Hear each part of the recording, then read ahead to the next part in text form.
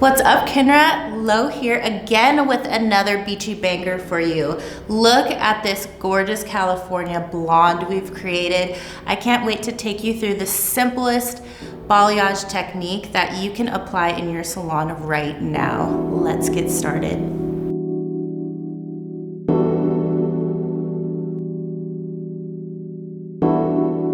To create this sunny, beautiful look, we're gonna get in here with balayage. So to do that, I've mixed up blue powder lightener plus 30 volume. One of my absolute favorites to just get high impact lift in a cool, buttery, neutralized undertone. So what we're gonna do is look at Iris's hair. She has pretty fresh color. We were talking and she said she got it done a couple weeks ago. Where the wefts sit underneath her hair, there's a lot of room to lift because of the depth left in the sections that the extensions sit. So now that we have her extensions out, we can really revisit what we want to achieve with her hair. And I think there's a lot of room to tip out the ends and bring brightness throughout her whole hair. So what I like to do is start by sectioning out the back. When I balayage, I always look to see what areas are the darkest. Do I need to lift them? Are they gonna make impact in the design as a whole? And in this case, the answer is yes. So for Iris, we're going to start her balayage in the back nape, working up to the crown before we go into the front sections. By looking at Iris's hair, we see some foils underneath. That lets me know that she probably wears her hair up. Do we need to balayage over this? In this case, no, because it's already broken up and diffused. But I can kick out these corner blonde pieces and then break up this dark panel, and that's exactly what we're going to do to start. So I'm gonna hold this section nice and taut and then build a panel placement in the mid shaft and just build the product on, working up, feathering towards the root. We want most of the saturation to live in the mid shaft of the hair, and we want to make sure that our coverage is there, it's thorough, and we're using a generous amount of product. This is so important when you're lifting through and want to get maximum levels of lift. I like to work bottom to top in most cases just because it really is helpful to lay the design in place and not have to go and rework your sectioning, so it only makes sense to start at the nape, moving towards her crown. To make sure that there is not unnecessary overlap, I'm just taking the next section, dividing it into two, and we're gonna continue up the back of the head with these panel sections. And the goal is to just keep breaking up this dark base and get a really nice, buttery, golden, Californian diffused effect. We love the look of naturally sun-lightened hair here. So that's what we're creating. And instead of other placements where you'll see a lot of peaks and highs and lows with a painting pattern, a panel actually creates a nice softened baby light. And I know you're probably thinking, okay, how does a big bold section diffuse like that? Well, in the rinse and tone and blow dry, these spread open and create a soft diffusion instead of a high contrasted ribbon. So really I encourage you to try it out because it's so beautiful and it's so much less labor than your traditional back-to-back foil. You'll see me pick out overly highlighted pieces in Iris's hair just because if I'm looking to lift to this level, I don't need to cause any unwanted dryness. So we're going to have the goal to meet in the middle here. So I don't need to overlap if it's already really blonde. And tension is so important. So I'm gonna have her slightly resist me so I can make sure that this application has a really nice tension to it so we avoid any little bleed marks. So when you're balayaging, you want to make sure that you have a really nice grip on the section. It's clean and you can apply quickly and generously and confidently. I always think about panels as frosting a cake. So you want your lightener, in most cases, I'm going for 2:1 in mixing ratio, but you really want your lightener to have a rich thickness, but also be able to glide it down the section. So we're looking for like a frosting-like texture. And I always think about it as frosting a cake. You want that lightener to sit on the surface and have some density to it. That way the lightener stays hydrated and it can continue to lift. I'm gonna sneak a little piece of cotton right under this section to keep any unnecessary overlap. I always love to use cotton as a little bit of a buffer. Don't overthink it. When you need to use it, use it. It doesn't need to be underneath every section. I would not overthink that. There's no cotton police gonna be standing over you needing it to look symmetrical for your application to be super practical and effective. As I'm looking at her hair now, we're starting to see foil pickups where her weft was sitting underneath here. So now, usually when you're coloring round extensions, you'll start to see that foil pickup start in the higher area of the crown. So I don't necessarily need to continue this bold placement if I see those bold highlights happening. So what I do see though is room to tip out because we see some brightness in here and then it kind of trails off into like a muddier tone. So what I'm gonna do now is divide this section into two and then we'll follow through with doing more of like a tip out placement. Again, tension is so important so that you can really just softly blend up into the middle of the hair. With balayage, it's so important that you pay attention to the details and there's not lightener falling over the sides, and also that you have a soft transition point. I often see a lot of heavy-handed transitions to where you might need additional blending for it to look soft in the finish. Now that I'm happy with this area, we're gonna drop down the crown as a whole and we're going to evaluate where there may be some dark pockets to lift. There's nice levels of lift here, about a true 8, and then it drops all the way down to like a 7.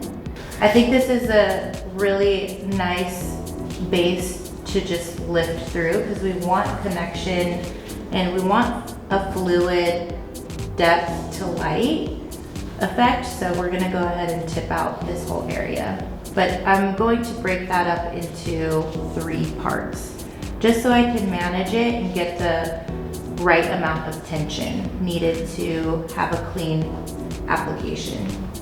So here I'm pulling the section towards me and I'm maintaining that tension. And as I work towards the ends here, I'm gonna saturate both sides because as her hair moves in everyday life, I wanna make sure that it doesn't have any depth underneath it. And so I want a little bit more coverage for these reasons. So I'm gonna go ahead and go underneath the section in her crown and start to saturate. You wanna make sure you always double check those underneaths just because what you see is truly what you get with balayage. So if you see a little chunky area, you wanna make sure you blend it out. If you get an accidental little blotch, you wanna make sure you dry out the lightener because once you dry out the lightener, it stops lifting. So I always Don't overthink it, but if you do have something that you're trying to fix in your application, just don't overthink it and dry out the section. Sometimes I even will take a towel and towel off a section that, you know, has gone astray, but don't overthink it, and make sure that you're just feeling confident that anything that you paint on the hair that you don't like, you can literally comb it out and start over. It's a skill set that you build, and if you're a little bit nervous in the beginning, have a hair model, work on a mannequin head, and build up the motor skill. Don't be afraid of your lightener, and don't be afraid of this technique. It's so fun, and once you get confident with your motor skill, it really does unlock so much potential.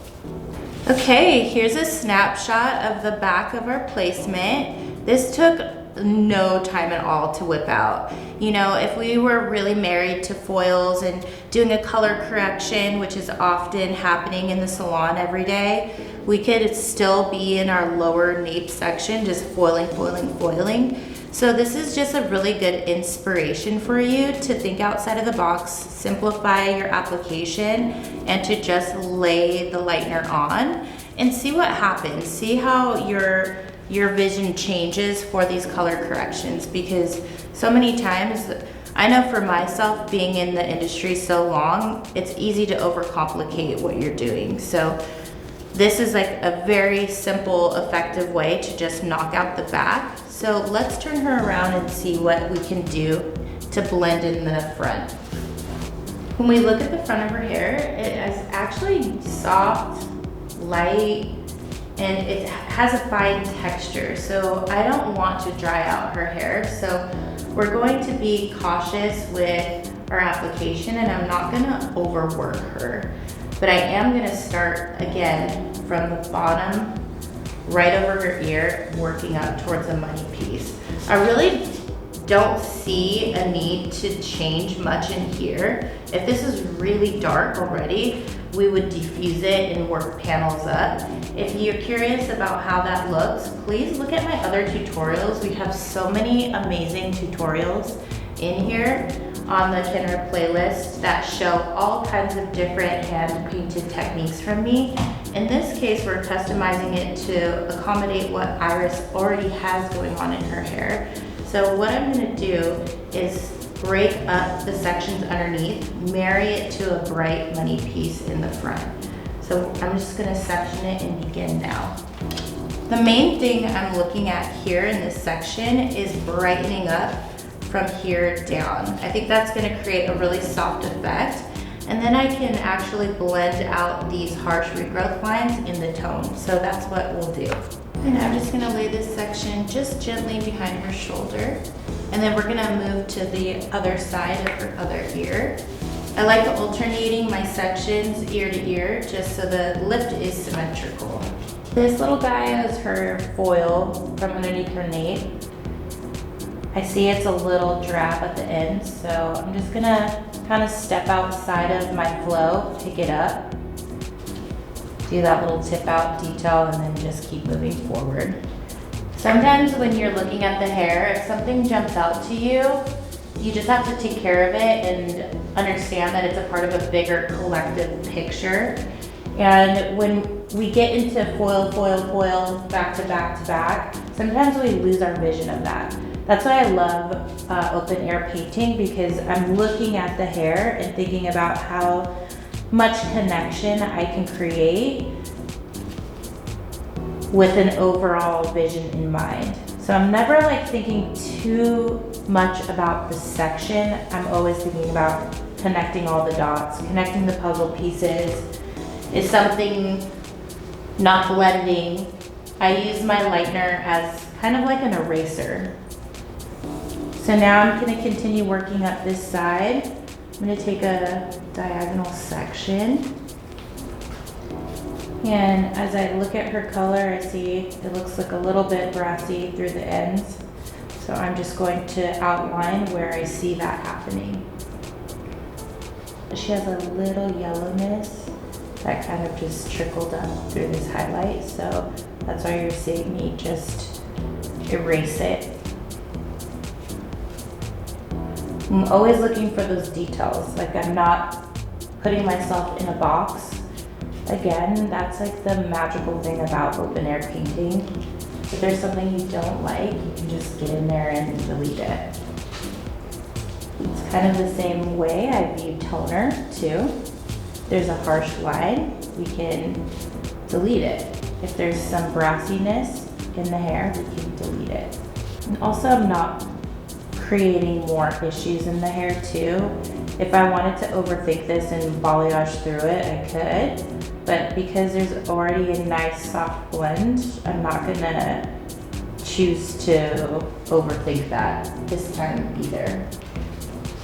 I like to work with what's present in the hair. It's usually the smallest changes that make the biggest difference for our clients. I think because of social media, we tend to really just overwork the hair, overthink it, try to tackle too many things in the hair, and then you've got yourself a color correction, and it doesn't necessarily need to be that extreme.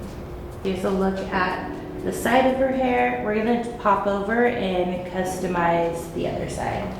Usually when I divide the hair into quadrants, front or back, by the time I get to the latter section, in her case the front, I'm definitely mixing fresh lightener. This is super important for us because using lightener that's been expanding for 10-15 minutes, it's past its prime. So we want to make sure that we're mixing fresh lightener so that we get the best levels of lift. We get the most strength out of that formula.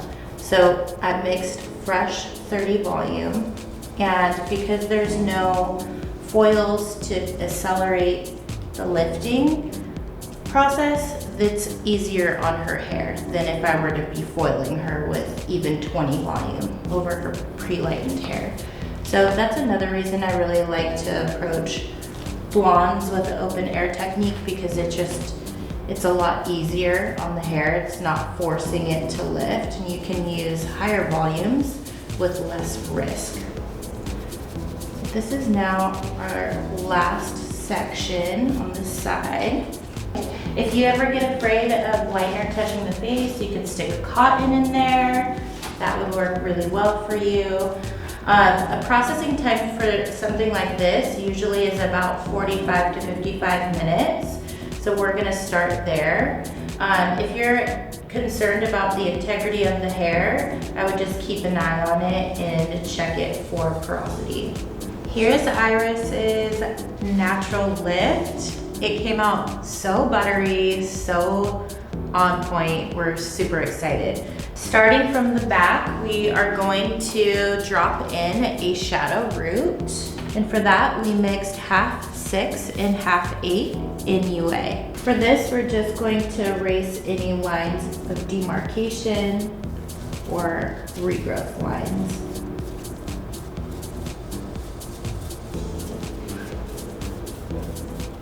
For those of you who are big fans of my playlist on the Kenra YouTube channel, you know I love myself the NUA series because of the natural green base. This gives a beautiful, soft, kind of mousy reflection in the hair that is just so natural. And the formulation that I have, and I'm blending it into the mids of the shaft, is 9PV, and this is just going to melt down the color. That's another one of my favorite formulas. I have a little side pot going just in case I see any overly warm strands that I'm trying to neutralize, but overall, I'm tending to find that just blurring the shadow root into the mids is where I'm going to use the 9PV most. So here, I'm just going to watch the hair process.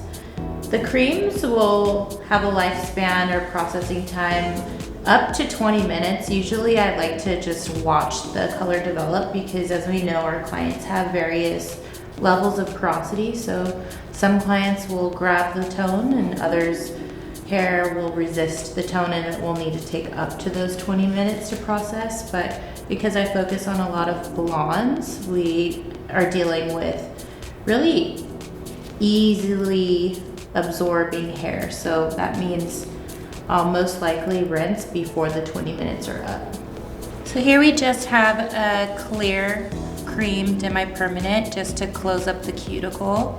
We just went ahead and layered it on in the bowl, and we're just going to shampoo and condition in 5 minutes with the triple repair.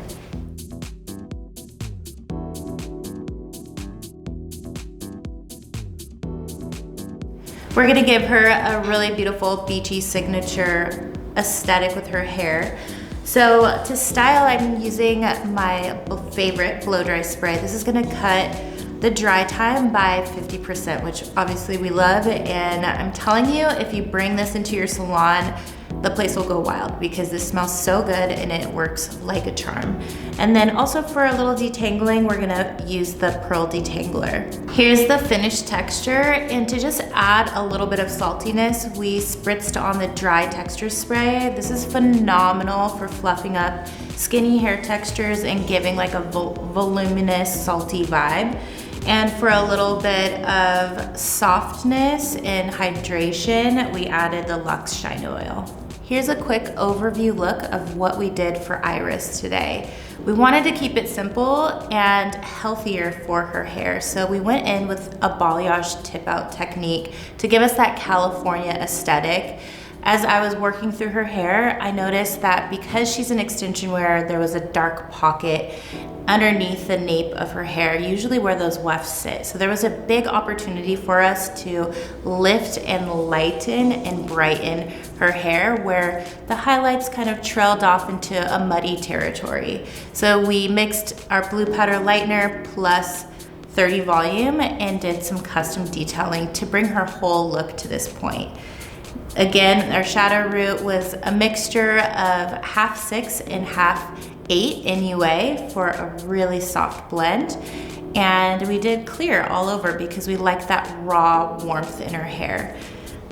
I hope you love this look. Please like and subscribe to the Kenra Professional YouTube channel and check out my playlist. There's so many amazing tutorials that focus on high impact and minimalist blonding. Okay, bye.